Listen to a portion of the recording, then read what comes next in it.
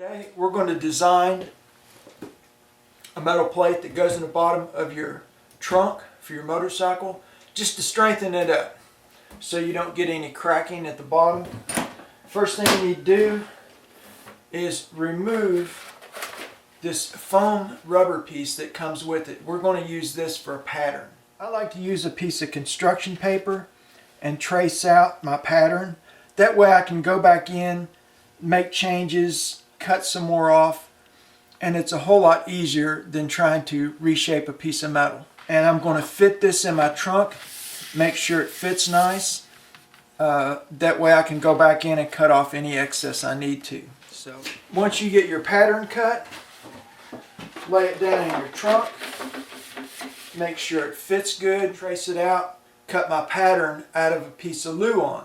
That way I've always got a pattern for these trunks. Or if you don't want to take the time to do that, just skip ahead, trace your pattern out on a piece of steel. I've got my Luan wood cut. And as you can see, I went around and sanded the edges nice and neat. And this is my pattern that I will keep for other trunks. If anybody needs a steel plate for their trunk, I can do that because now I've got the pattern. And just lay your template down on your steel. You can use a pencil, a marker, it doesn't matter as long as you can see the line.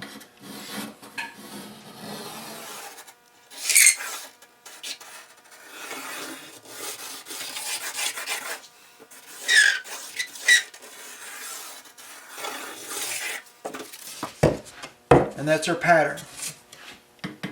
Working with steel, you don't need a lot of fancy tools. We're going to use an ordinary jigsaw with a steel cutting blade, and that's going to be sufficient to cut this piece of steel. Always remember to wear your safety glasses because this will throw a lot of metal shards, and I don't care how manly you are, if you get a piece of metal in your eye, you're going to be crying like a little girl.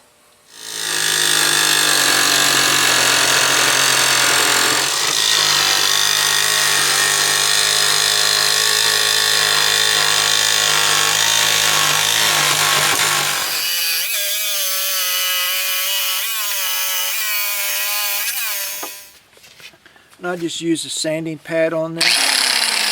Works pretty good.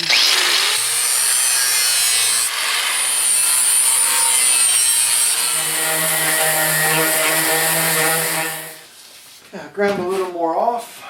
See how it fits. Much better. Use a pencil. So again, flip your trunk up, hold on to the steel plate.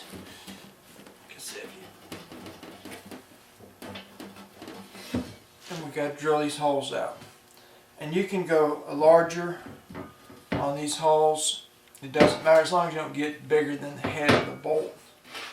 Now one thing you can always do that really helps, you know, if you want to get that hole exactly perfect, is take a punch and punch that. Because it gives you a start center in that area. And give yourself a nice dent. That's just going to allow the drill bit to get a good bite without walking all over the metal. And one thing you can actually do that helps, instead of getting metal shards everywhere, if you've got a magnet, lay a piece of magnet right next to where you're drilling.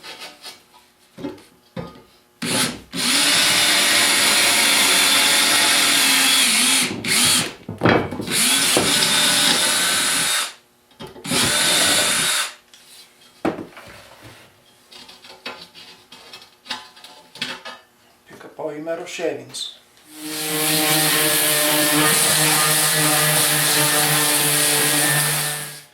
Once you get your steel plate cut out and your holes marked, you can go ahead and just set it back down in your trunk, and you can actually bolt this on without gluing it to the inside of your trunk. If you want this to be super strong, you can actually apply an epoxy glue, but I would suggest using an epoxy that will work with this metal, and just glue it right down to it, and it's going to be super strong. But if you didn't want to glue this, you can just lay it on top here and bolt it down. It's going to put pressure all the way around on these high points. It's really going to be stronger than just mounting the cross pieces that come with this trunk, because there's not a lot of surface areas there, and with the vibrations and hitting bumps, you've got a tendency to get some cracking in here, which I have, but it's no big deal. It's just a $50 trunk, but it's sufficient for what I need. You may want to throw some primer on this and then paint it or have it powder coated. I don't think I'm going to do anything at this point. I'm just going to drop it in my trunk and lay my mat over top of it. I use molding adhesive for like cars, the strips, and glued these down to the rack. And that way, this piece that comes with your new trunk will set right across. So when you bolt this down, you've got a little space underneath. It's not just going to press down in here, because it'll bend this. Bring your trunk over.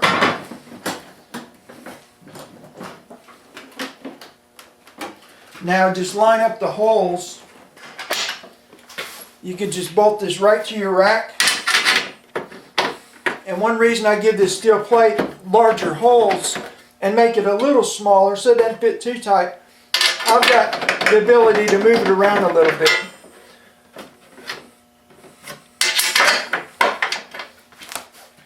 Now since I used 1/8 inch plate steel, it made the bolts a little shorter. I mean, they still work, but if the bolts that you had on yours are too short, you may have to get some new bolts, which is not a big deal.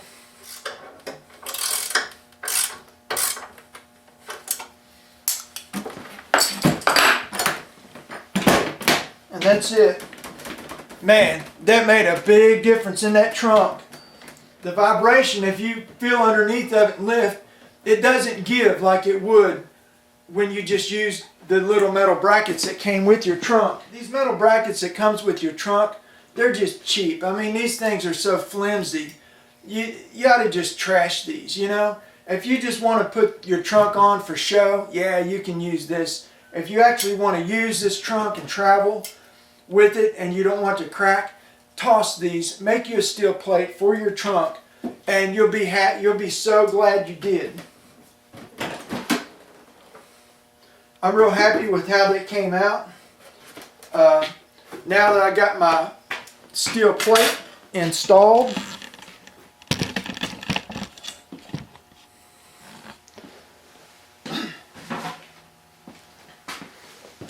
I'm just going to take my foam pad, lay down on it, and it's done. It's ready to be loaded up, ready for the road. Thanks for watching.